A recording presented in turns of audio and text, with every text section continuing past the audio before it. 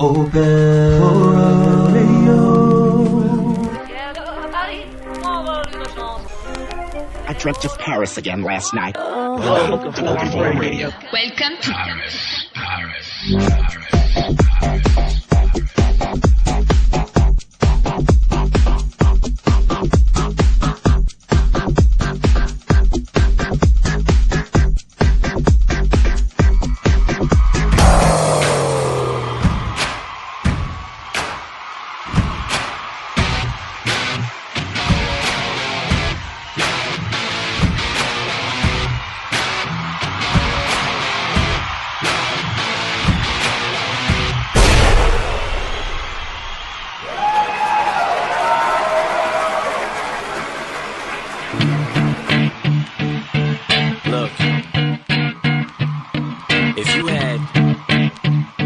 Shot, one opportunity to seize everything you ever wanted. One moment that you captured, just let it slip. Yo.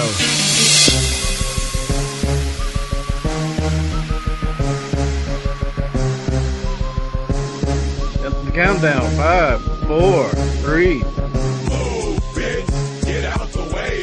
Get out the way, bitch. Get out the way. Move, bitch.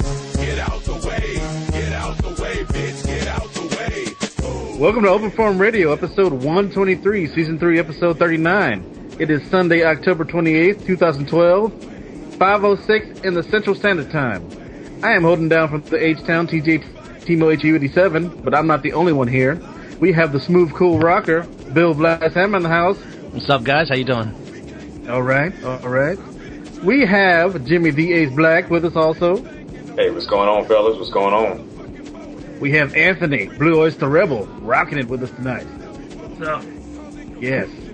And we got Mr. Fruitview Point, Larry Blue Man Rule. What's up, y'all? I stay ready, so I ain't got to get ready. Absolutely. And we have a very special guest tonight. He is a podcasting legend. It's just 696, Mr. Parris in the house with us tonight. How you doing, man? Hey, thank you for having me. What'd you call him? AKA Delicious. What'd you call him? Delicious. I didn't say delicious. I'm a grown-ass man. I ain't telling nobody delicious. It is awesome for you to join, Parris. How you doing, man? You doing good? I'm good. Thank you. I really appreciate the invite. All right. But we are getting to the hot minute as Medal of Honor Warfighter is out, and I did not pick it up because it got a 5 on Game Informer, but I'm going to get into why it got a 5 probably in a minute. But there was a day one patch that everybody had to download, and it was and what I heard, it was PS3 long on the Xbox. So, first of all, anybody here got Medal of Honor Warfighter? I do. Okay. Go try it. I couldn't do it. Anybody else? Everybody told me to stay away. Really? Yeah, man. So, Vladz, how long did the day one patch? Not that long. Of course, maybe it was because there was nobody really on the my internet at the time, or it's just I get a good connection. But it really didn't take that long. It just took maybe a couple minutes, maybe 6, 7 minutes, something like that. Which I guess is a little longer than most. It was a pretty sizable one. Let's just say that. Okay. Yeah. I mean, and you look at the list of all the things that they did. It's lengthy. Yeah. Because it's been getting bad scores, but there's been a lot of controversial, ideas saying, hey, this is EA trying to go against Activision and Call of Duty. Maybe, they are trying to hate on the Medal of Honor, because of Call of Duty and all that stuff. Mm-hmm. Vic's played it. I wish he could come on and tell us how he's liking it so far. How you liking it so far, Vladz, since you got it? I picked it up for my son. I really didn't play much of it. I played the first campaign level, I guess it was, first section. Well, I guess the first section, then there's like a tutorial, then there's another campaign part. I played that part, so maybe, 20 minutes or something like that, half hour. I thought it was good. I thought the cutscenes were nice, but the story I thought was very, very loose. It was kind of just slapped. At least for me, the beginning of the story was slapped together. I'm having a hard time following what it is. I kind of get a little bit of what I think they're trying to come across as this military guy, but the story isn't very good. But the cutscenes and the action so far is okay. The rain looks great, but the waves don't look good. There's some things that look good and some things that look like crap. It's a mixture of both. I don't think that 5's probably fair, but I don't think 7's low enough. Yeah, I see. You know what I mean? Yeah. So it's okay. It's okay. It's filler. It's something you play before another game that's worthy comes out. Yeah, I was just kind of struck because there were like no reviews for it before it came out, like at all. There were none. Zip. Even a couple of days after it was out, there were no reviews. So it just kind of made me like, okay, because I was like, well, they said they liked it, Oh yeah, I saw the 40cast guys. The 40cast guys said they were enjoying it, man. So I straight up told them, "Are you liking it that much? Should I pick it up?" And Vic was like, "Well, I've been hyped up for it, but I just wanted to get somebody else's opinion because the only review I got was 5 out of 10, and I don't think it deserves that. I think people were just jumping on the hate wagon. Now, I think the length of the multiplayer or this campaign, I think, is like around 6 hours. I still think that's kind of short for a $60 game. I'd be feeling bad about this if I didn't have $25 in Best Buy certificates that I put on it. So yeah, to me it's only a $30 game, and I'm okay with that. Yeah, but if I spent 60 hard ones on that, I don't think so. I think I'd be mad.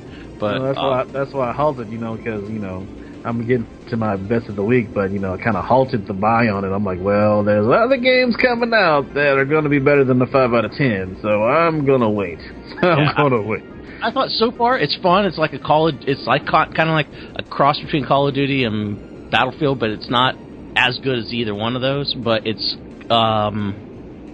I just think it's a fun game. If you like shooters, it doesn't do anything new, but it's okay. It's fun. If you like shooters, you like it, but it's not doing anything that other games haven't already done, I think. Does it still have the destructibility in it, like Battlefield 3? Not as much. I didn't notice that. I was shooting stuff, and maybe because my aim was bad.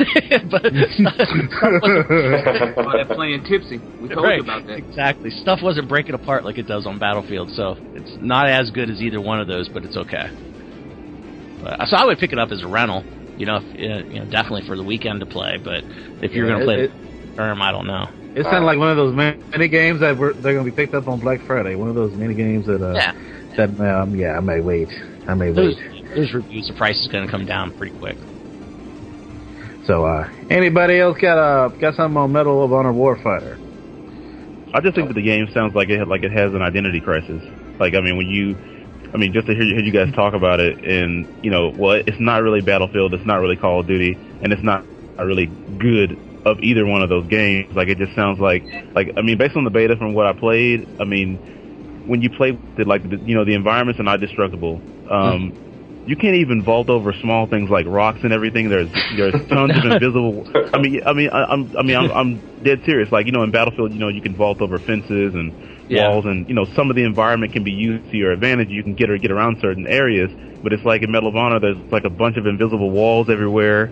So it's like jack of many trades, but then the master of none of any of them. You know what I'm saying? So you played it then? I played the beta.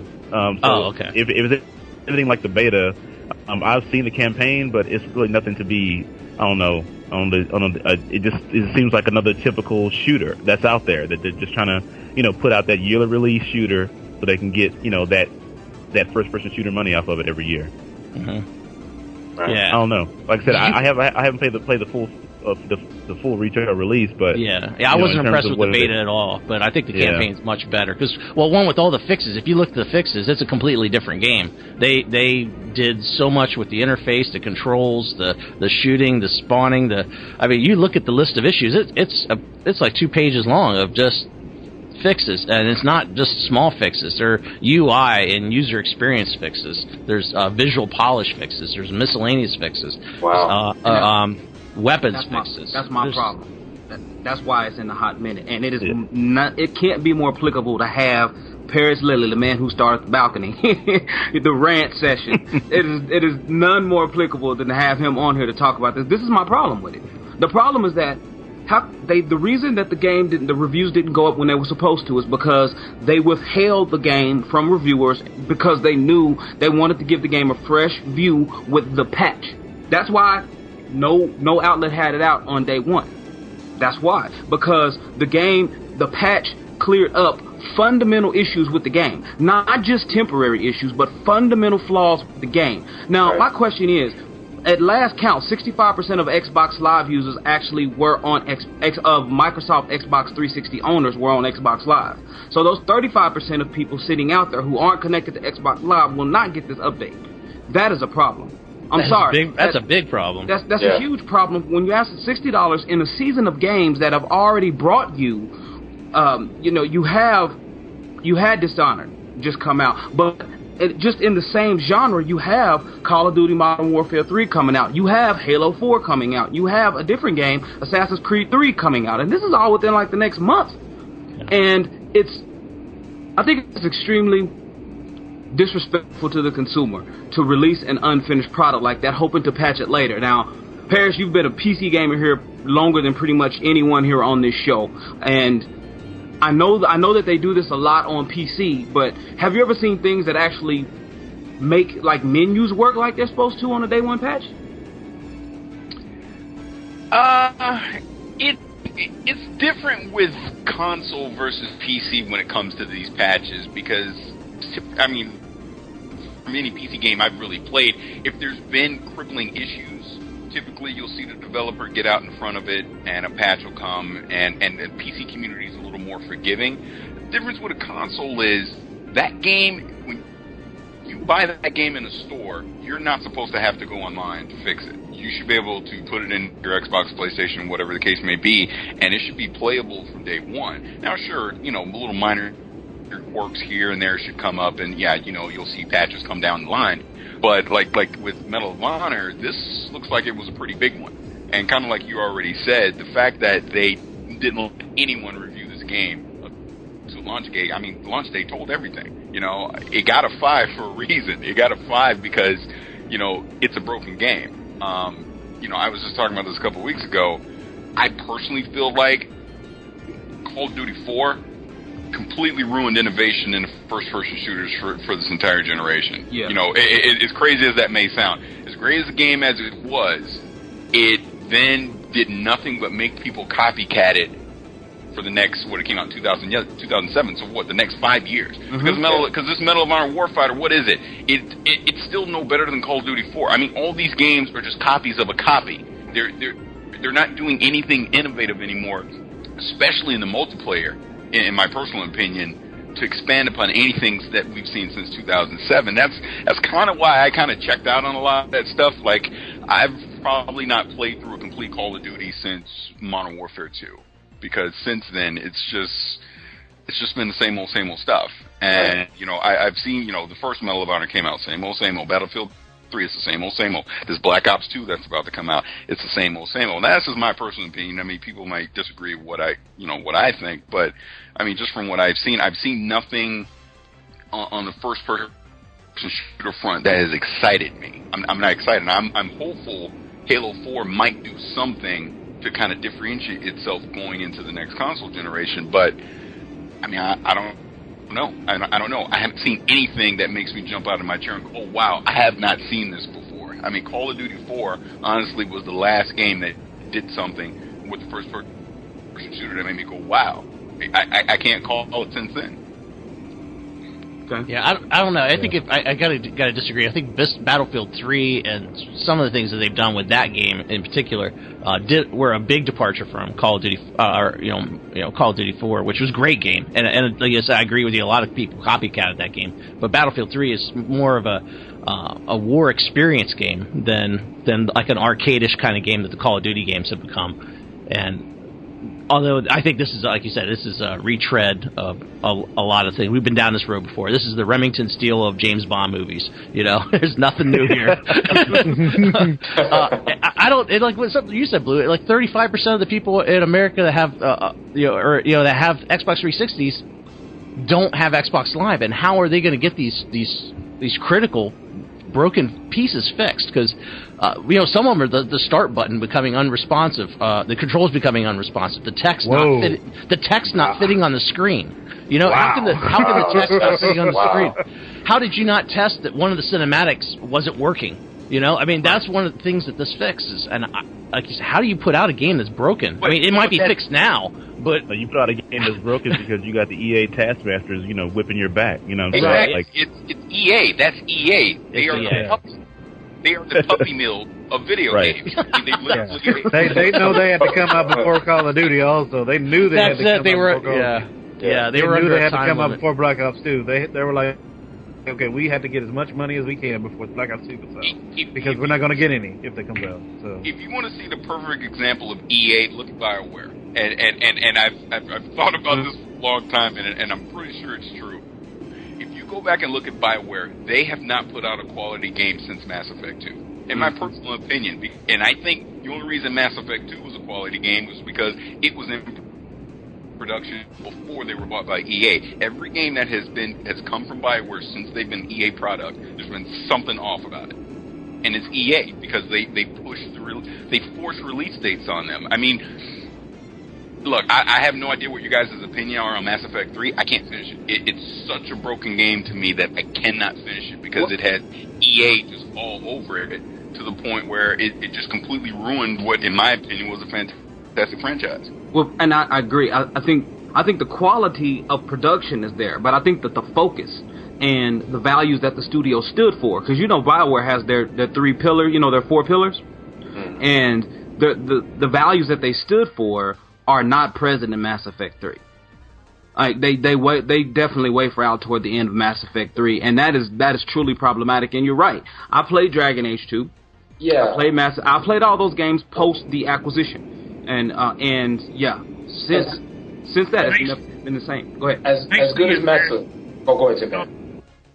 Makes me embarrassed as a gamer and as a fan of Dragon Age to say I played Dragon Age 2, because it was such a departure, and the quality of it was so far just it was ridiculous. Yeah, what happened with Dragon Age? Yeah, what happened with Dragon Age? When you look at a game like Mass Effect 2, I just look at Dragon Age and Dragon Age 2, I'm like, what in the world happened? You only stayed in 2 major parts, which was a beach and Kirkwall. That was pretty much it.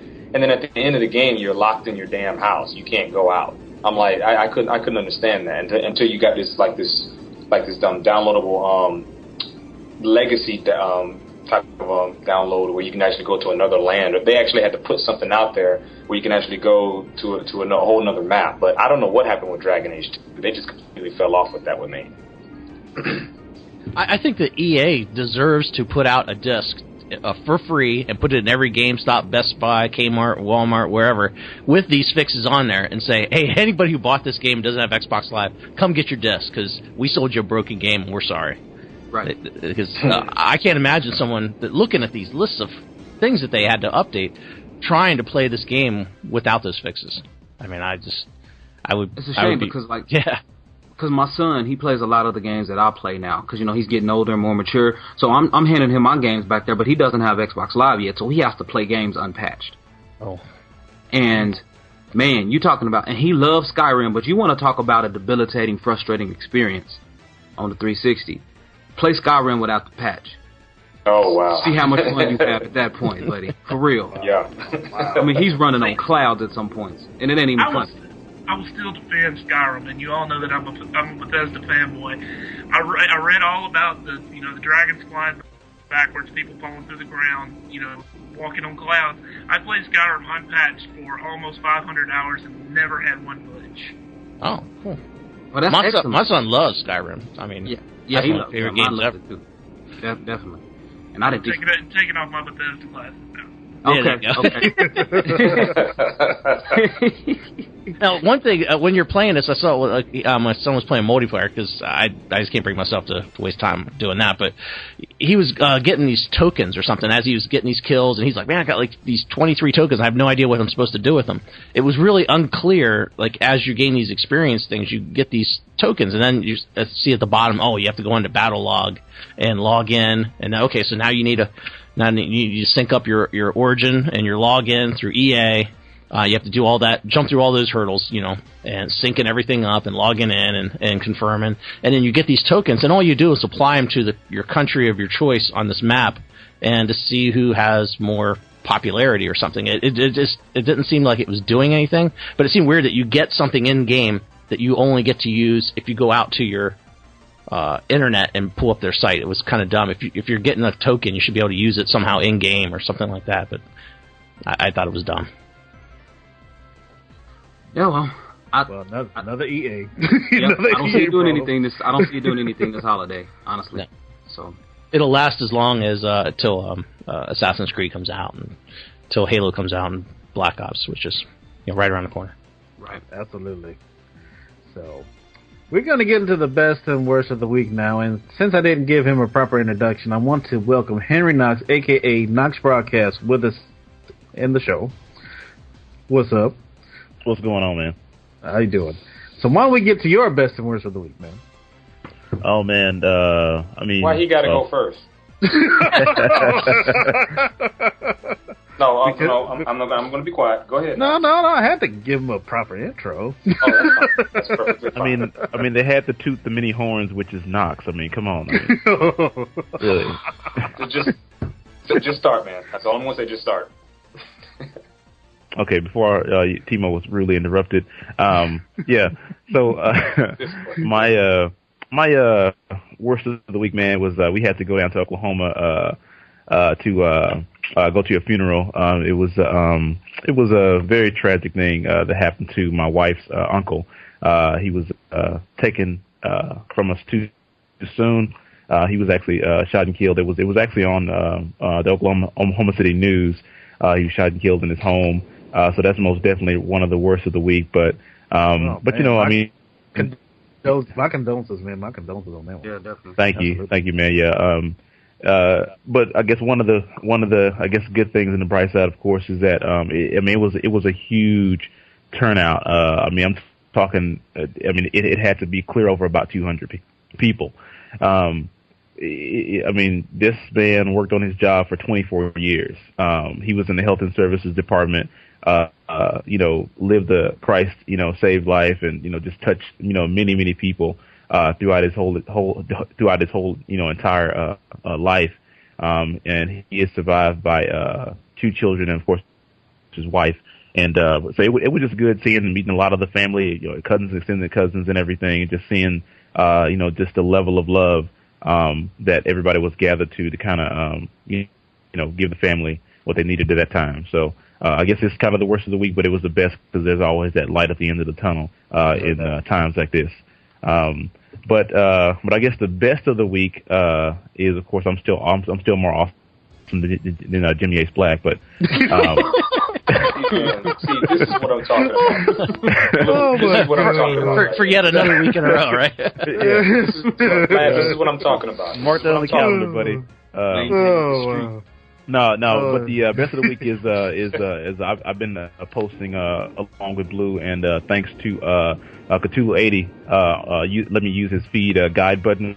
We've been posting the Halo retrospective podcast with a plethora of people. I mean, DJ Rain, Scarfinger, Big Rob from Game Enthused, and yeah, of course, Ace Blank was on the show.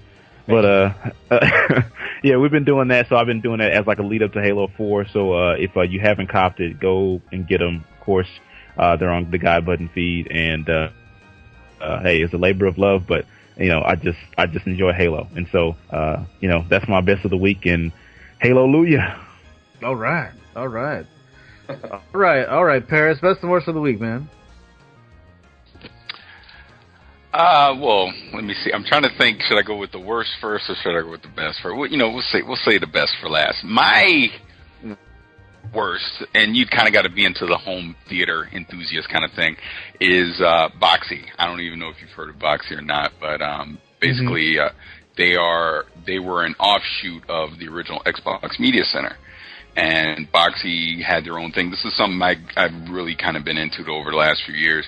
And they eventually came out with the Boxy Box a couple years ago. And then it just came out a few weeks ago that they're completely abandoning all their Boxy Box users, putting that into life, and they're coming out with this Boxy TV thing, which follow me now, and you tell me if this makes sense. They're going to come out with this $99 box that you can only watch over-the-air television with. That's using an antenna, so you can get, ABC, NBC, Fox, that kind of stuff.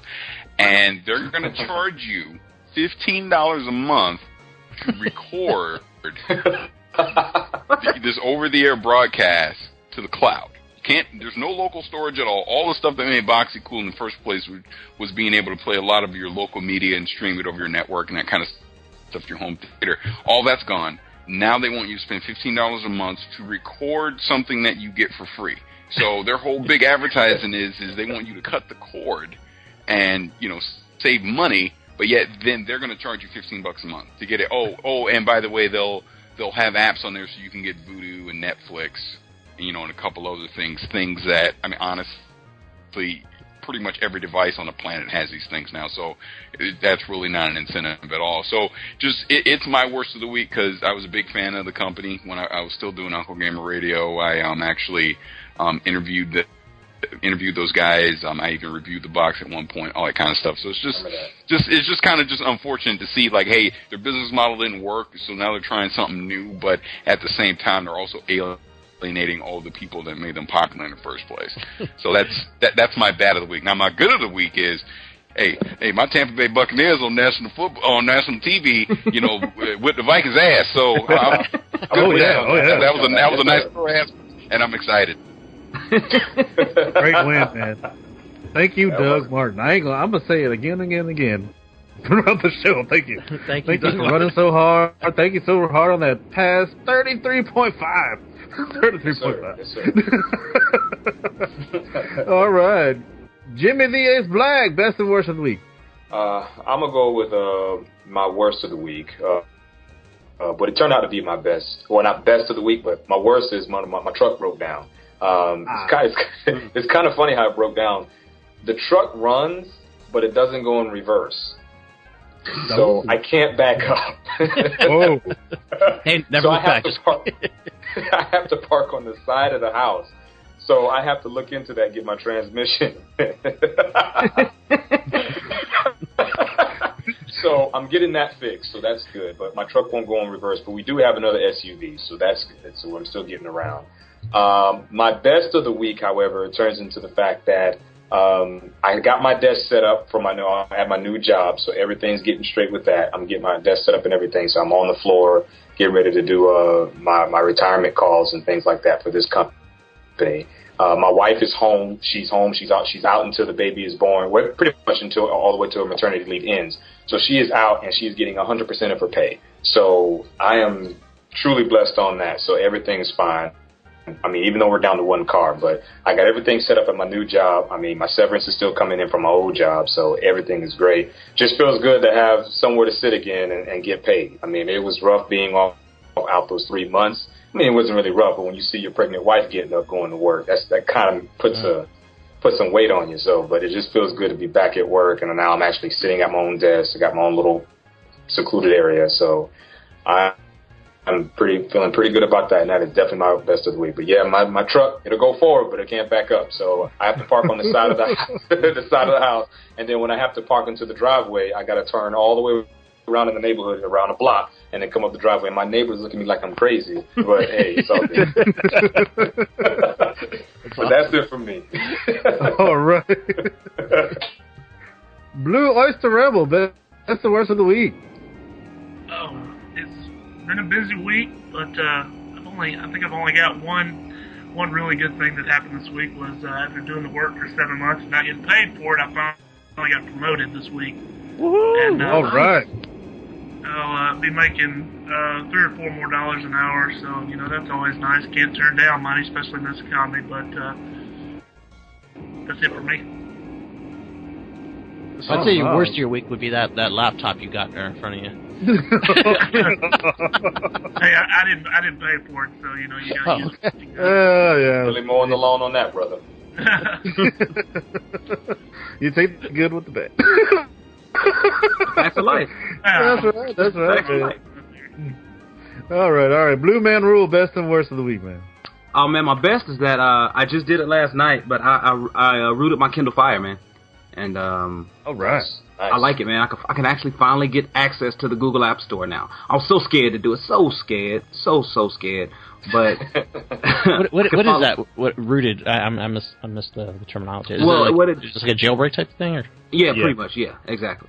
And it allows me to actually install things from the Google Marketplace because the Kindle Fire is generally specific to Amazon and the Amazon Marketplace, and you can't access some of the things on Google Marketplace. Can bypass all that now. Now it's kind of treated. So right now, as we're talking, I'm trying to install the Android 4.1, which is Jelly Bean, on here, and try to use that. Even though it's not necessarily optimized for it, I can use it, but I also have it to where I can go back because I backed up everything. I can go back and go back to stock stuff if I want to. So is this the old Kindle?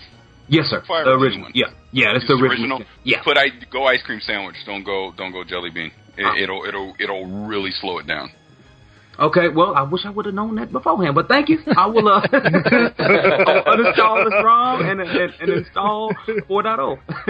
I mean, if you're already to the point you've put Jelly Bean on there, I mean, go for it, see how you like it. But just from things I've read online, I mean, it sounds like ice cream sandwich is a little speedier on it than Jelly Bean. Okay. Just because it's older hardware. I mean, if you had the newer one, you'd be fine. Right. Okay, well, I appreciate that. But I enjoy it because I can get on there and actually access some things that I couldn't access before. So the legit Gmail app and all the legit Google stuff, I can actually access on here now, which is fantastic. I really like that. And that's one reason I went with this, because it's cheap. Because this is the first one I was going to try it on. If I broke it, it's cheap. It's affordable. It's affordable to replace, which leads me into my worst, because the thing that is not affordable to replace, and Parris and I and Robbie Joe, and I think Cookie spoke a little bit about it on Twitter this week, is the iPad Mini. That is definitely my worst of the week. I was wondering what Apple was gonna do, how they were going to attack this market. Well, they said, forget it. We're just gonna create an entirely new pricing market. But you know what though? Thinking about it, after the fact, it's Apple. They can do that because they've already sold out of their initial supply, for launch. People are going to pay that premium price, because when you really break it down, and this all could change now when Google announces the Nexus tablets. It got postponed from Monday, so it'll probably be next week, I think, now due to the storms. But at $329, basically what Apple is saying, we're charging you a $70 premium over the 16 gig Nexus 7, or the 32 gig Nexus 7, excuse me. Yeah. How much is the 32? I see both sides of it, because let me put it to you this way. I'm talking to you right now. I got an iPad in front of me. I don't know where my Nexus 7 is. It's around there somewhere. I don't even know where it is, because I use my iPad, whereas the Nexus 7 is almost kind of like a novelty for me. Now, I'm not JVB, where I've just completely gone all in Android, and I got some weird fetish with Samsung products. But right, cocoa butter. We'll leave that alone.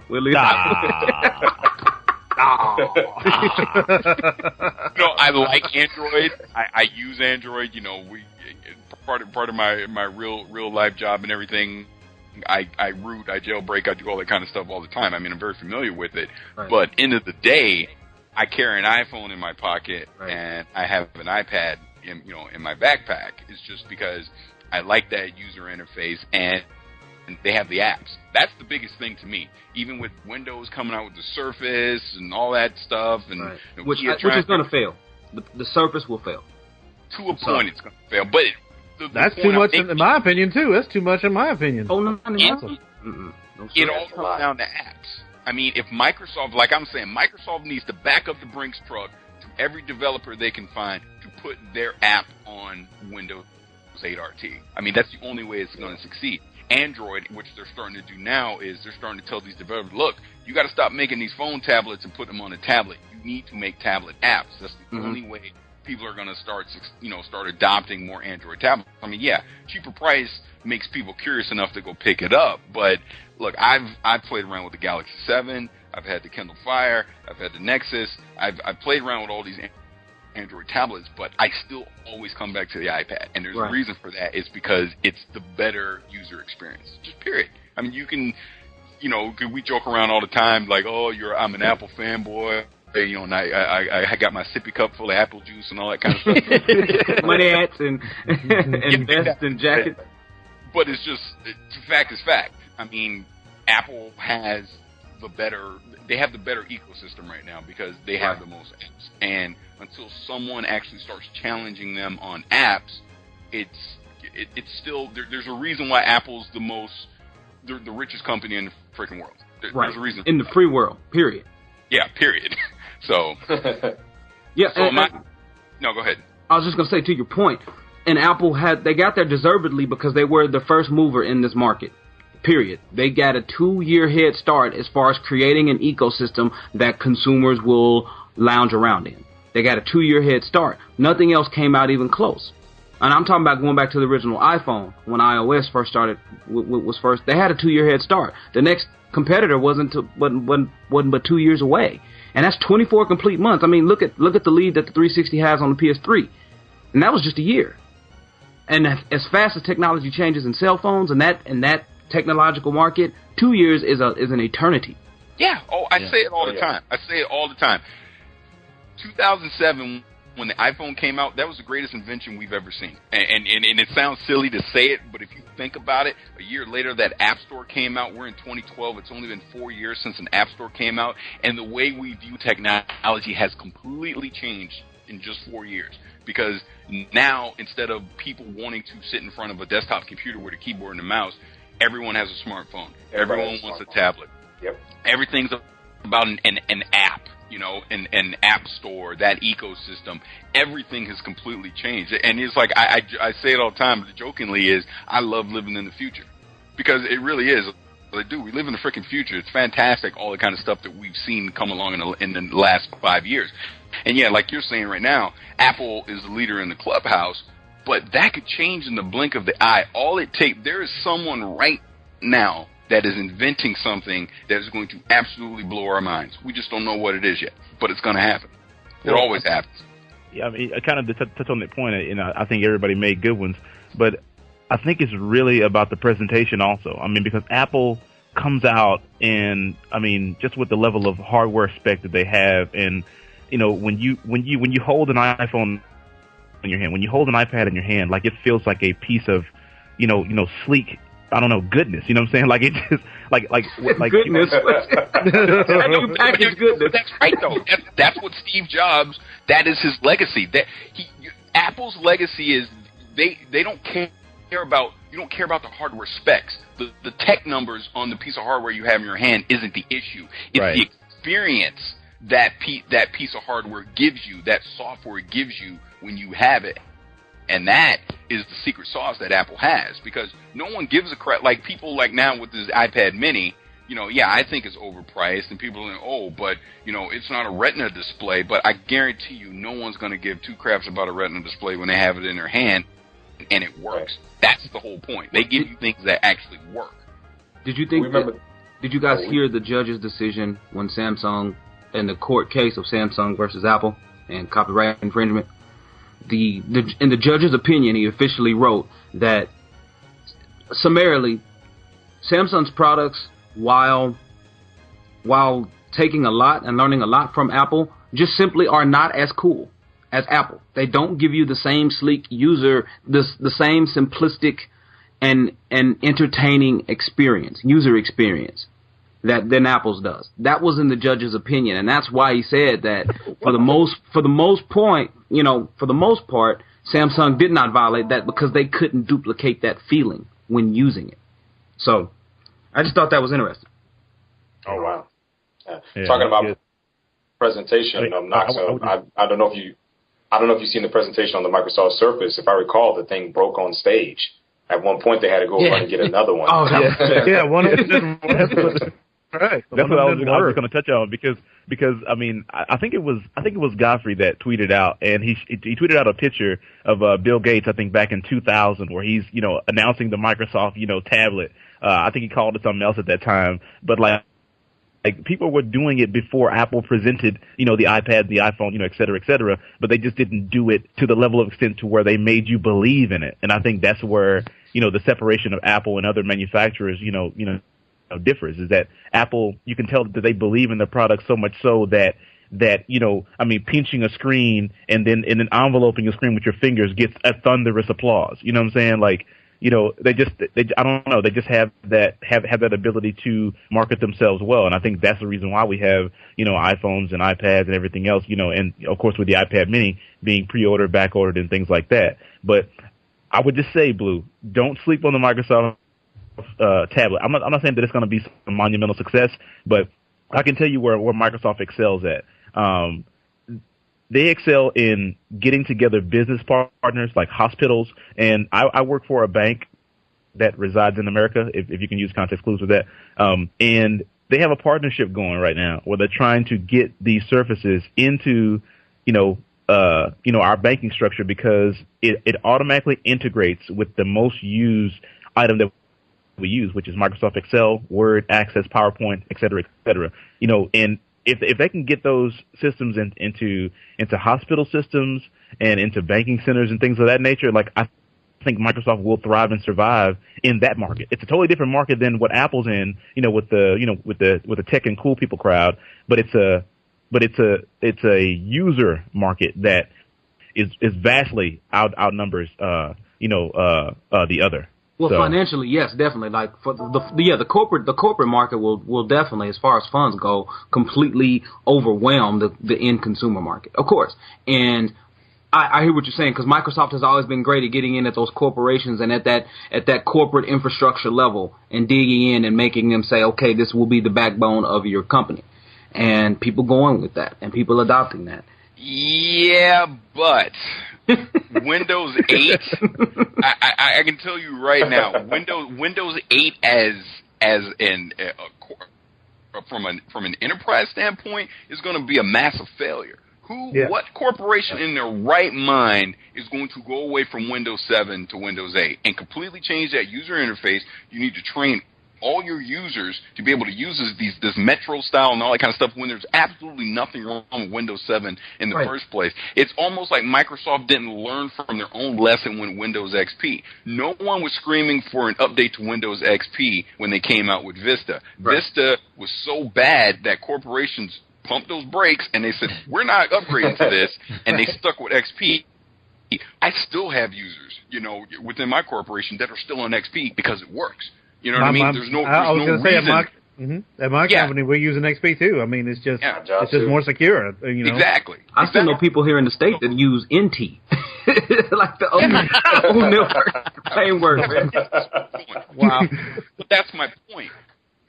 No corporation is going to invest depending on how big they are, potentially millions of dollars to upgrade from an XP or Windows 7 solution, or Windows 2003 or 2008 solution to go with Windows 8. It's just not going to happen because Microsoft's taken a huge gamble that they can, quote unquote, convince people and train people into using this, but corporations are fickle. They're about making money. If it is making money, they're not going to stop doing what makes them money. If they have to stop making money to then train their employees to be able to use this new interface, instead of spending all their money for Windows, why don't they just go to Linux? These are the type of things that are going to happen. So, I mean, I know this is a gaming podcast, whatever, but I look at that trend and I see nothing but bad things for Microsoft with Windows 8 when it comes to from an enterprise level. Consumer level, yeah, they're doing some cool stuff with Surface and the hybrid tablet, laptop kind of stuff. And we're going to see Lenovo and Samsung and, Asus and all those kind of guys come out with their own products. But, I mean, from corporate level, put it this way. All our discussions internally have been, there's no way in hell we're going to Windows 8. No way. No freaking way. And I guarantee you, we're not the only ones that think that way. Just a side note, we do talk tech too, so don't. We talk. We stay open. That's why, baby. We talk everything here, Parris. Anytime you want to deviate off the rails and hit a tangent, as you say, hey, you can swerve it on over here. Yes, sir. But no, and really to take advantage of Windows 8. They really made Windows 8 mostly to correspond with the Connect interface and make it like a touch interface to work on tablets. So if you really want to optimize the utility of Windows 8, you would have to upgrade the touchscreens, which then I think will slow down efficiency, but completely change the dynamic of your workforce. So, because generally older individuals don't like touchscreens. They just don't. They're used to working with a keyboard. Some of them used to working with a typewriter, depending on which, which employing agency you're talking about. With the state, everybody is near retirement. So trying to No, retrain. but in that respect, though, yeah, in that I kind of disagree with that because of the fact that you know, like I mean, the older crowd loves the new touchscreen age because it's a lot easier than doing WSD and K, Alt Shift and everything else. Like it's a lot easier than doing that. So I think that I guess the corporate people that think like us, like in terms of that, then that wouldn't be too successful. But I think, but it's mostly just the level of cost that would have to go into revamping your entire system, like Parris says, to meet the expectation of this new software. Right. And I think that's the reason why companies won't want to move towards that. But I don't know. Now, I've been working in AutoCAD for like 15, 16 years. A touchscreen would absolutely slow me down. A keyboard and a mouse. No, so I can put in my commands and a mouse. Yeah. It goes back to what Steve Jobs said probably 3-4 years ago, when all this was first starting to ramp up. He basically said that desktop computers now are the trucks of computing, and, tablets and smartphones are the new cars. You still need a truck to get the heavy lifting done, right? Keyboard and mouse is not going away anytime soon. And I guess that's the thing that I look at with what Microsoft is doing with Windows 8. Like, I've played around with the betas, I played around with the release candidate and all that kind of stuff. It was funny because Ace even texted, I think it was yesterday you texted me. You were like, hey, dog, did you get Windows 8? And I was like, hell no, I get Windows 8. To me, it took too much work. It was work to be able to figure it out in that I don't need to learn how to use this interface yet. I don't even know if this interface is worth learning yet. So I'll stick with what I know. Windows 7 works just fine for me.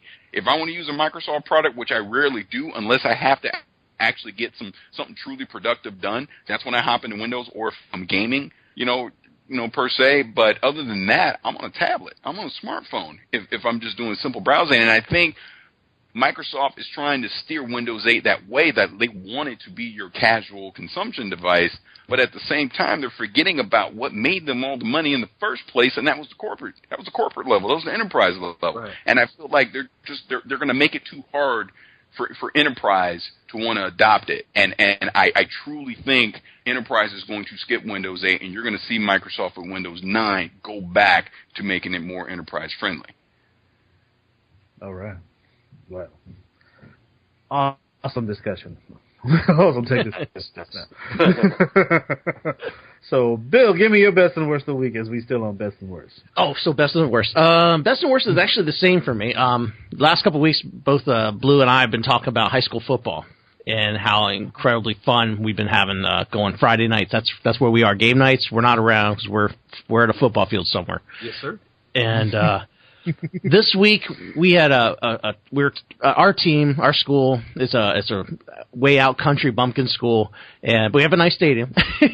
We're playing some of the better schools and beating them this year, where we usually have like a 1 or 2 win season. We've been undefeated in our division, and we were going up against the other team that was also undefeated. It's a Catholic school, Trinity, and we were going and playing in their stadium for their senior night. We thought our chances were good, but we weren't really sure because this is a team that's been a powerhouse. I show up at the football field and I see their teams out there in the field. I mean, lots and lots of players. And I look at them and I'm like, where's the rest of our team? I only see a couple guys out there. Well, it turns out homecoming was the week before. Somebody had a big party, and 7 of our starters were arrested for underage drinking. Oh, wow. And we're not there. Now, we only have 30 players, so 7 starters, and 4 guys were on injured, so we showed up with 19 guys. Oh, man. Wow. 19 guys dressed, facing, looks like 40, 50 guys on the other side of the ball. And so our running back was also playing defensive lineman. Our quarterback was also playing corner. Everybody was playing both sides of the ball almost. It was an incredible game because it was one of the most exciting games. We were at that point we showed up, all right, we're going to lose this game. We have 7 starters that are not here. Horrible thing for these guys to do, stupid thing for these guys to do. But these guys that were there did the right thing, didn't go to that party, didn't get caught for underage drinking. And so that the parents that were there were really, really behind them and cheering and screaming. And my wife can't even talk because, everybody was just going nuts for the kids that were actually there doing the right thing. So it was the worst because we actually lost the game, but it was, it was 28-25. And, oh man! Yeah. We missed three extra points because one of the guys that was arrested was our kicker, and we missed a field goal, or else we would have won that game. And it was incredible. We probably didn't deserve to win that game because we've just never beat, hardly ever beat this team. And we showed up, the underdog, and then missing players. So it was the best in work. It was an incredible game. Oh man, they should be commended, man, for playing so hard, man. Yeah, it was like a weird TV movie because they came off the field, they had just lost, and it sounded like a TV movie. And the crowd was still there. We all traveled down the road to go see this game. We're all still there, and we're clapping and still hollering for the team. The band was out on the track, and the students were down on the track cheering them on. It was a weird TV movie kind of experience, but it was one of the best things I've ever experienced. So that was my best and worst. All right. Well, I'm going to get into my worst, which is rent-a-car places. And, man, I'm renting from Toyota Rent-A-Car, because I'm like everybody in America. I have a credit cash card where it has like a Visa, on it, and all that crap. I don't have I ain't gonna lie, I don't have the best credit in the world, so I don't have like a Discover or anything like that, right? Well, stop going to Enterprise because they want a $350 deposit off your account if you want to rent a car. If you have like a Visa check card. So I stopped going there, and Toyota only deposits a $150, out of your account, plus, how much it's going to cost, to rent a car. So, everything's cool and all that stuff, but my wife had to go out of town, she had to take care of some business, and plus my mother-in-law had to take care of something, so they went for about 2 or 3 days, and my wife calls me and said, hey, the car won't start. I'm like, what car are you talking about? You talking about the rental car? So, yeah, it won't start, so she had to end up getting it jumped, and then as she was coming back into town, the maintenance required light came on it. And so brought it back, and I was like, is there any way you can, convenience me, taking, percentage off and all that stuff and anything like that? It's like, well, we can give you rented a Corolla. We'll give you the Yaris rate. That way you'll just have to pay, $20 less. I'm like, $20 less. That's not. $20 less. I said, my wife was out of town. The car wouldn't start. She had to get a jump, and the maintenance. She's like, well, Mr. Brew, this is all we can do. Blah blah blah blah. I'm like, okay, well, damn it, okay, fine. I could have cursed the lady out, but I wasn't going to start the week off like that. But so she says, yeah, you're going to get your $150 deposit in the 2 or 3 business days. I'm like, wait a damn minute, 2 or 3 business days. Yes, you won't automatically put the $150 in there. Like, no, it takes about 2 or 3 business days for it to go back into your account. So yeah, that's just. Oh God. So if you can help it, please do not rent a car from anybody. No one, unless you really have to, and know what you're getting into. So that's my worst. But my best is the Best Buy is doing the 100% trade-in again. You trade in your games, they give you 100% of what it actually is. So traded in 3 games and got $60 gift card, $60 gift card. So that's going to go straight to Assassin's Creed 3 next week. So if you got any games you want to trade in, take advantage of it and take it to Best Buy. So that's it for best and worst. And just a quick reminder on the game nights. We usually game on Fridays, but as Vladz says, him and Blue are not on Friday night because they have other things to do. But if there's any game that you want to, hook us up on or hook up with, just get back with us on OFRfeedback@gmail.com, and we'll hook up with you on some game nights. So now we're going to get into our world, the top 3 things we saw, heard, or played. And, Timo, Parris gonna have to get up out of here. So is Ace and Knox. So since we diverted, we'll just go ahead and skip that, man, and we'll move into shout-outs, man, and let everybody get up in that piece. We'll let Parris go first since he got to get out, because I told him we only be about an hour 10. Oh, sure. Go ahead, Parris. Yeah. My wife looked at me kind of funny, so I think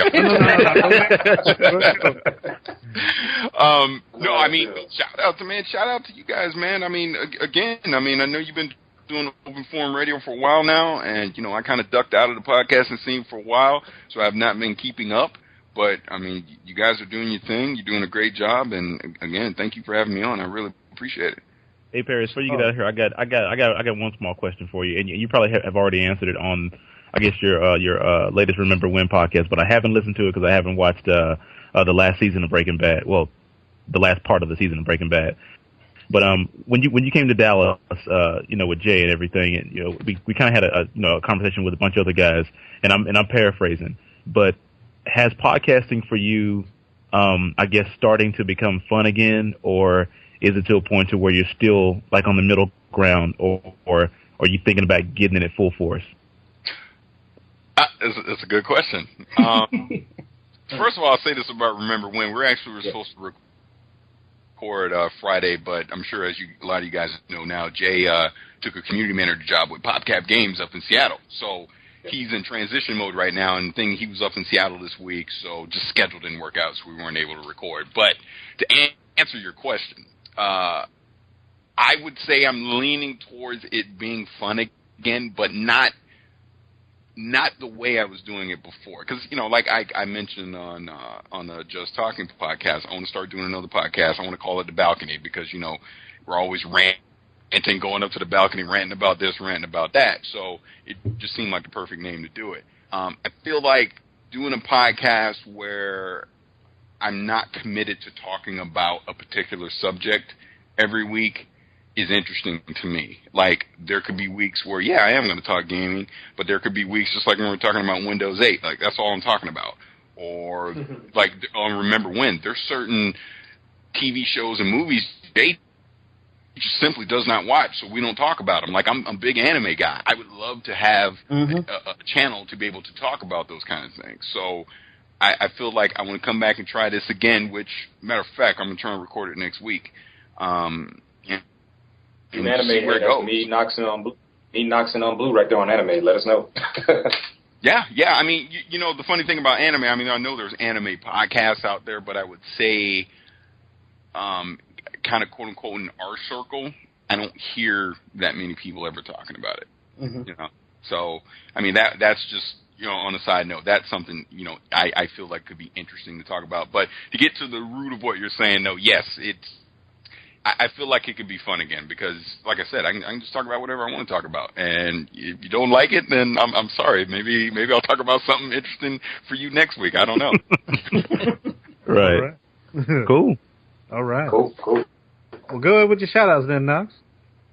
Oh, man, shout out to you guys, of course, for having me on. Shout out to, one of the Pie Fathers. I mess with him, Parris, Lilly. And, I'm going to call him out right now. JVB, he's supposed to be on the Halo podcast. He's talking about he a Halo fanboy, but he big time it twice. So, thank you. Oh, man. Just trying to program my Galaxy Note 5. All right, so thank you to Parris for coming on, man. We appreciate you coming on the Open Forum Radio. Shout out to my entire family who's part of Knox Broadcast. I know we've been gone for a minute. I've been doing the Halo retrospectives, but we'll be back on it with What Does God Say, Love and Learning, and Downloadable Brothers after a while. So that's mine, man. All right. Ace Black, shout outs, man.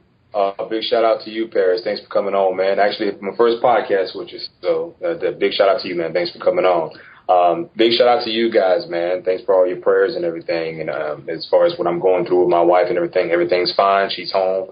She's doing good. Baby's going to be here in another month now, so can't wait for that. And big shout out to my truck. It goes forward, but it just doesn't go back. But hey, it's still running. So it got cut down. Yeah, transmission got cut down. But it's still trucking. That's all that matters, man. Still trucking. All right, gentlemen. Thanks for coming on, man. Y'all take care, man. All right, well, now we're going to get into our world of top 3 things we saw, heard, or played. And Vladz, give us your top 3, man. Well, in honor of Halloween, which is almost upon us here, my top 3 are all dead horror story related. Walking Dead Episode 4. I'm playing that on the PC. Just finished Episode 4. That was awesome.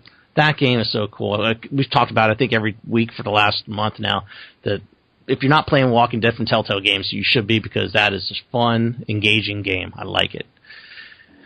The other one would be Walking Dead, the TV show, which will be on here in 2 hours. and why we can't podcast that late in the evening, because that is an awesome show. Dude, Can I second you on that? I am so digging that. Man, let me say, I just, as I mentioned, I think I may have mentioned last week, I just got back into season 2. And, man, I forgot how good that stinking show was, man. I just forgot how it just pulls you in, and you're like, dang it, what's going to happen?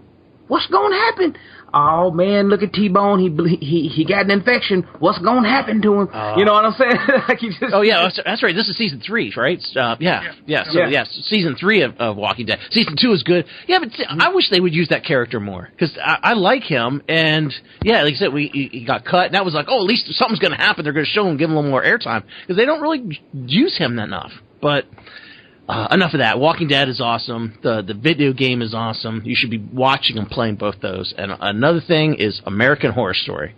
Dude, this year is freaking weird. It's an insane asylum. There is you name it, the weird thing. You got alien abductions. You got people being possessed. You have crazy doctors. You have psycho nuns. You have mental patients. You have just you name it, and it is packed into this hour show, and it's freaking great. Great acting. Jessica Lange is amazing. She is awesome. I don't know if that show would be anywhere if it wasn't for her. Oh, so she's in season 1 and 2 then? Because yes. Yeah. I know it was a different cast besides her, right? Or is it the same cast from season different? 1? Yeah. A couple of the actors are the same. Like there's a guy that was in the first one, Tate. He had blonde hair, and he has like brown hair in this one. And I forget his name in this one, but everyone I know at work we still call him Tate, because that's his character from the first season. But it is incredible. It is really, really good. What about you, Tiff? Are you watching that? Oh yeah, I've been on that ever since I powered through season 1, and I love how the creators, the producer, and I think the executive, one of the creators of the show came out and made this big deal about how there weren't going to be any ghosts.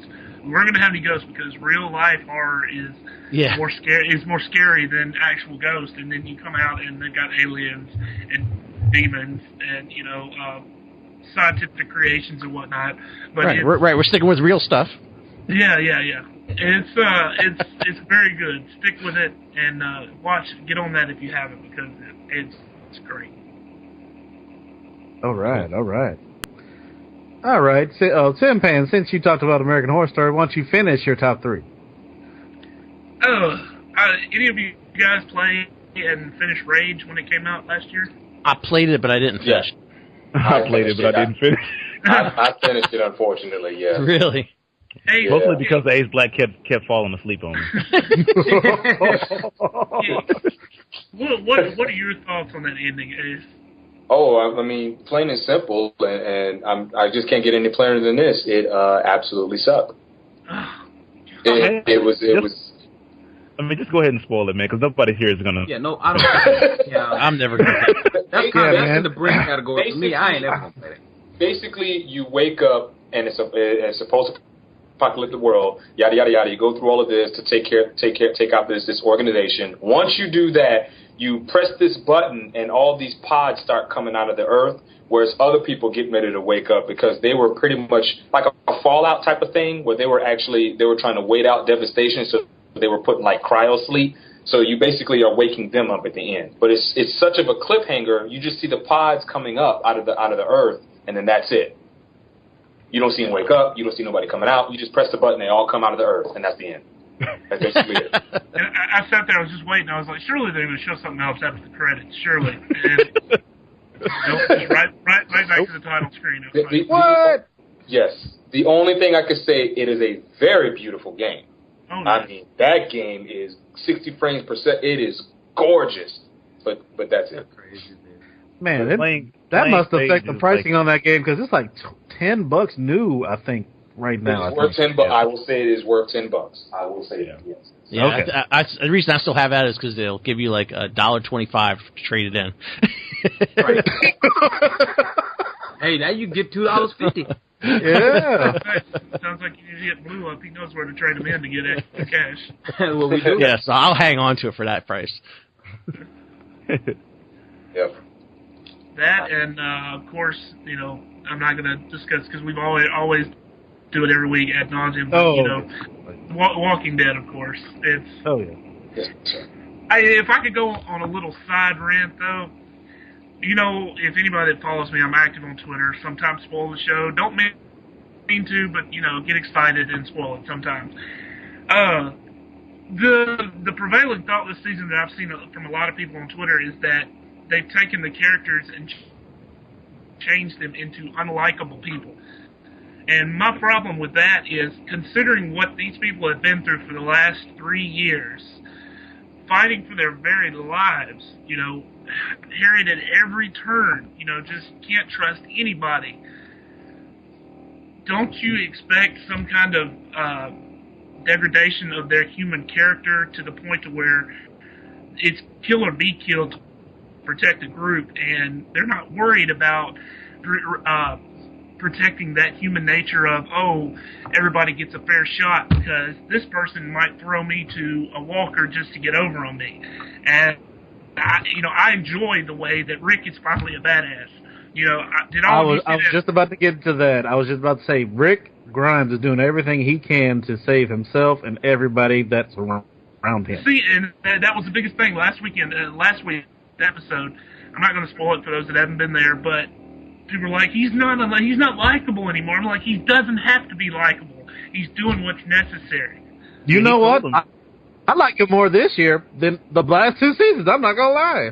I do too. I like him because he's like, you know what? I don't give a damn about anybody but who I care about. And if you don't care about me, then I'm just gonna off you right here, right now. I don't give a fuck. That's what I like about him. And when he shot that dude in the yard, and he goes, "You gotta let me back in." He's like, "You better run." Yeah, that was cold. Yeah. But yeah, I agree with you. Yeah, I'm glad that the characters are advancing and they're not the same person that they were in episode 1, because obviously that's going to change you. I agree with you. I'm glad that they did do that. And not to spoil anything, but when Lori asked if she was a bad mother, hell yeah, she's a bad mother. You mean you let him walk away with the keys? No one seemed to notice that he was going somewhere. It left you with the key. What if something happened to him? You would all been locked in there because that boy had the keys. Exactly. How could you lose him? There's only so many of us. Yeah. And then at the end, I love when Rick walks up to Lori and gives her a little pat on the back of the good job, bro. There's no matrimony, no love there at all. He's just like, yeah, good job, good effort. Yeah, like she's like, it's okay, you do what you got to do, and he gives her a look like, yeah, don't you remember you telling me that before? Yeah. I could go and kill somebody, and now look, and then all of a sudden you turn away. We've been here, done that. We've been here, done that. Why you keep on saying the same stuff, man? It's like, come on. As soon as I find some new woman that's alive,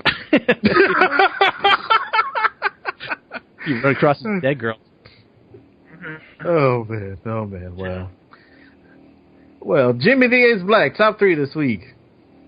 Well, I have to admit, as far as Halo 4 is concerned, I was watching that Forward Unto Dawn. Those have been awesome, man. I've seen the first 2.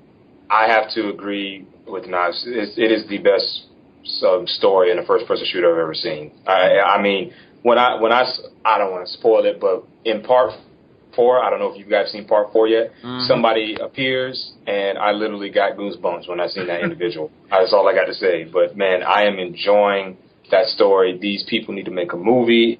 It is long overdue. Oh yeah, it is long overdue because that's called money. Do y'all hear me? That's called Microsoft got some money. I mean, I don't know why Sony didn't do something like this with Killzone. It may not have worked, but still, it had been a start. But that's just called money. So I've been watching a lot of the Forward Unto Dawn, been liking that. Of course, got to throw out there, of course, The Walking Dead. Been still playing that. And I've been actually playing some Halo 3. I've been getting back into some Halo 3 lately. Starting to get back on the Halo train again. So I'm playing a lot of Halo 3, so I'm enjoying that. But, man, that Fort Unto Dawn movie, I mean, the way it's leading up into Halo 4, I mean, so you guys seen it. What do y'all think of it so far? I am absolutely loving it. After watching the first two, it's very, very well done, man. Very well done. Those shorts give me hope that if someone were to actually pick up, say Blomkamp were to come back and want to do a Halo movie, it gives me faith that they could do it and do it very well. Yeah, absolutely. I mean, it's just unreal. I mean, the way they did everything, the level of fear that they put in each episode of the new enemy that they're facing, it's just, I'm like, that is so cool. I'm really loving it. So I'm back on the Halo bandwagon again. And I mean, like I said, that's just called money. Microsoft got money to do it. I mean, it's just unreal. Call money. I've been watching a lot of that. So, and of course, been back playing some Halo 3. And I've been back on something else, Blue, that you might like. I've been back on that Vanquish. I've been playing a lot of that. Mm-hmm. So I've been playing some of that too. So I've been back on that. But that's pretty much it about me. That's what I've been doing. All right, Blue, top 3. Real quick, I already discussed The Walking Dead. Breaking Bad season 4. That's back. I've been finally watching that on Netflix. I forgot how good that is, and man, because that picks up right when Jesse did something he shouldn't have been doing. I mean that's really good. So I'm back into that, and yeah, Parris was absolutely right in that show, because that show is excellent. And finally, I guess me and you been on it, Timo, because that Arrow, man, it's something else. I'm loving some Arrow, dog. Yeah, man, it got picked up for a full season. It's gonna be a 22 season episode. Season. So, man, I am looking forward to the more episodes of that, man. It's good. It's really good, man. Each episode gets better. Like the last episode, the way it ended, I'm like, no. I know it. And I think them and AMC for The Walking Dead, they have the dramatic end, how it rises right at the end and just cuts. You know what I mean? Mm-hmm. And so I think they have that down, and I think that's where shows are gonna go, to where they're just gonna give you a lot, and then they're gonna peek open the book so you can read like the first paragraph in the next chapter, and then it's done. They ain't give you nothing until next week, and you're just like, son of a gun. So yeah, but yeah, I love Arrow. I never really liked the Green Arrow before, but he's cool. Kevin Smith did like a 7-issue comic on him back in like 2009 or 2010, and it's really, really good. And man, this is off the chain. And they have a comic for this one now, but yeah, this is off the chain. Loving it. All right. Well, that's part of my top 3, Arrow, and I finally caught up on Revolution, and that show is excellent also. Mm-hmm. Loving that show. And unfortunately, this show got canceled, but Animal Practice, I watched the first 2 episodes, and it is funny. Absolutely funny, but just like all shows that I like, it's getting canceled. Yeah, welcome to my world, player. Oh, yeah, man. So Knox, top 3, man. Man, top 3. It's not really no in particular order, but yeah, I mean the Halo 4 Unto Dawn episodes are just ridiculous. Like, I mean, they're everything that I could have hoped that a Halo 4 movie could actually be. I can't wait to get the special edition to watch all of them, in an extended order fashion.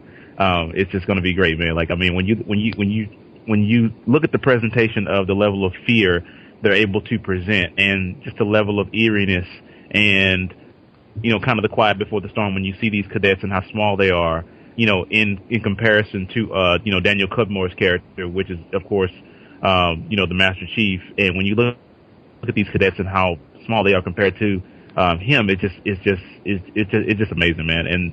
And they capture all the small things in the universe, like the ODSTs, the strategizing of the army, teaching them different lessons and everything. And it just feels real, and it just feels good. But pretty much, I guess my next thing is, of course, the iPhone 5's map app, or I guess Apple's iOS map app. This may just be because I'm in Texas, that I don't live in a area where it's kind of compressed like New York or Seattle somewhere. But I use the map app to pretty much get me around Oklahoma everywhere, and I didn't have a problem with landmarks or nothing like that. So, like I said, it could be because everything's kind of spread out in those areas and they're not really, condensed. But it was a good little map out, man. It was telling me, turn by turn. It was giving me my turns and everything, beforehand. And the area that I was in was kind of a country area, real, rural area. So, it's a really good app. And of course, it's like everybody roundabout. I won't really, embellish it too much, but The Walking Dead. My wife is even, not really a quote unquote horror person or whatever, but she watches it, and my wife is even loving the show, and she doesn't really like zombie movies at all. Like, whatever. But I guess the thing about The Walking Dead is that The Walking Dead is more about the characters and not so much about the fear of the zombies. Like, it's about, they pull on so many strings. They pull on your faith strings, when, I think in season 2, slight little spoiler, but one of the characters turns over to Rick and he said, when Jesus spoke of, the dead rising again, I just thought it would be something different, when you have such situations to where, somebody, is going to take your life and you have no other decision but to take their life. And it's like, what would you do? Like, what would you actually do? And, for that show to be able to pull on so many of those strings, emotionally, it's just the best show right now. I believe right now on television. It's just great. That's most definitely, my top one, as far as The Walking Dead, but yeah, great show. All right, cool. But now we're going to get into shout-outs as we're going to end another great show. And Vladz, Tamara, give me some shout-outs. I'd like to give, he's gone, Parris a shout-out for coming on. I can't believe I was actually on the same podcast with him. I've never podcasted with him before, and I've been listening to him forever, so that was really cool. Give a shout-out to Vic, who's on his way, I guess, or he's actually in Pennsylvania now to help deal with this hurricane that's coming to hit us. Shout down to Sandy, the hurricane. Sounds like looks like I just got a call. The kids' school's canceled already tomorrow, and I just hope the water levels stay down so I can get to the midnight release of Assassin's Creed 3. So and the power stays on. I need my Xbox to stay on if the kids are going to be home, and I need the stuff in my freezer to stay frozen. So that's about it. Anyway, and shout out to Zombie World Order, Jason and Steve's podcast. They're doing well. I saw they made front page of Stitcher. Saw they made front page. I saw that too. Oh yeah, I saw the first page of iTunes, man. I was like, wow. 2 pages on iTunes. Yes, gaming and outdoors. And outdoor, gaming and hobbies. Just on gaming and hobbies, man. It was pretty cool. That was really cool to see that. So I'm glad they're doing well. I know he wants to keep improving on the show. He's very hard on himself, so he wants to critique it. And he's like, I want to do better here and here and here. So it looks like they got something cool rolling there. It's only 3 episodes in, and I know they're having fun doing it.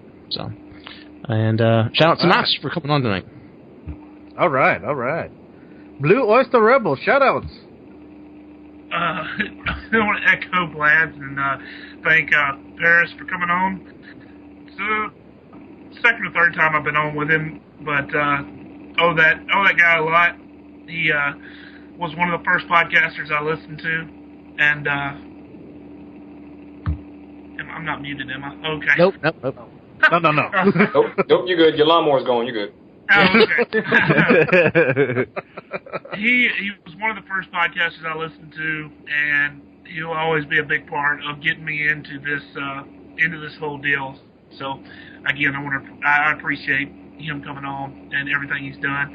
And Jimmy and Knox, I've never podcasted with y'all, or I think the last time it was the 100th show, and I was really drunk and don't remember it. But thanks for letting me know. Oh yeah, that's right. Yeah, because I've never podcasted with you before. Yeah, man, it's great. It's nice. Yeah. Thank y'all. All right. Blue Man Rule, shout out. Well, of course, man. I gotta give a shout out to my man Parris. He, with Tin Pan and I, he gave us both our first chance to start podcasting, and he is the reason I actually podcast.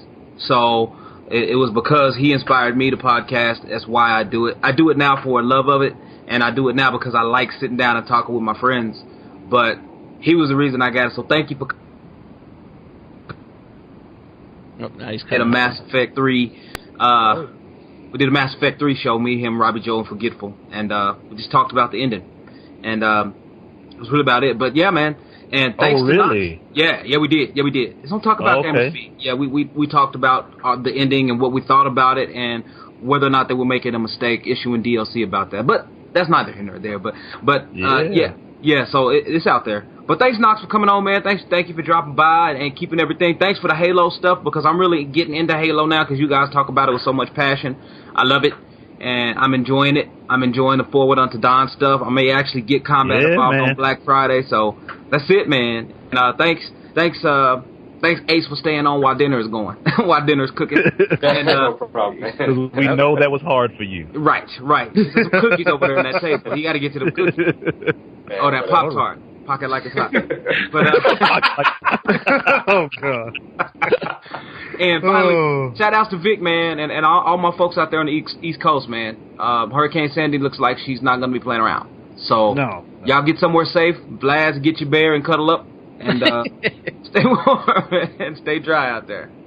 That's it. All right. Well, I want to shout out Mr. Parris Lilly also. You know, y'all say he's the reason why y'all podcast. Y'all are the reason why I podcast, so I got to give him a big thanks for that as well. And shout outs to Vic Joe. Stay safe out there, man, for real, man. All our prayers will be with you out there. As Blue said, Miss Sandy looks like a nasty bitch, so be careful out there. And, man, and shout outs to Knox for coming on as well. Thank you, sir. Always a pleasure. Oh, you're welcome, man. Yeah. And shout outs to all the OFR shows, the Geeks Gone Raw community, the tag community, everyday gamers, and thank you for listening. Peace, love, and happiness. Stay open. Let's get it. Good night. Woo. Woo. Yes. I was waiting on it. Go Bucks. Yes, sir. Yeah. We'll never win a game again, but we're good. Bogus. As the Buccaneers are being introduced from Tampa Stadium. Incredible. B-U-C-C-A-N-E-E-R-S. Go Bucks! And I've never heard a dance like this. Well, you're from Florida, but this whole area's been turned on by a football team, and it's really a great thing. I've never seen people collectively sit down when something... Hey, Tampa Bay, the Bucks know how to shine. Hey, Tampa Bay, the Bucks know how to shine. We're in trouble, that's okay. We can pull it out because we know we're on the top. We stand up and shout. Hey, Tampa Bay, the Bucks know how to shine. Hey, Tampa Bay, the Bucks know how to shine. Give a cheer for the Buccaneers, go Bucks! Give a cheer for the Buccaneers, go Bucks! Give a cheer for the Buccaneers, go Bucks! Well, we want We're out? Yeah, you guys are out then, I guess. Oh, okay. All right. Hey, Paris, again. thanks for coming on, man. Yeah, no, Thanks, thank you. Paris. We'll have to do it again. For sure, man. Definitely. All right, I'm out. I'll catch you guys later. For sure. Later. All right, buddy. Oh, seriously, shoot me a link on Twitter or something when it's up. Oh, got you. All right, thank you. All right. Cool. Knox, we gonna get up on that Halo 3, or you gonna be a chump and stand in the corner? Are we still going to go over our world and stuff and then our sports? We can. Yeah, I'm It's up to here, y'all. baby. I'm here. Cool. It's up to y'all. When is The Walking Dead? Because I know y'all got to get out for The Walking Dead. 2 hours from now. 2 hours. Oh, Okay. Well, I'm good if you guys want to go into it. I'm good. Oh man, Knox gotta stay. All right, this. Oh. It's all good.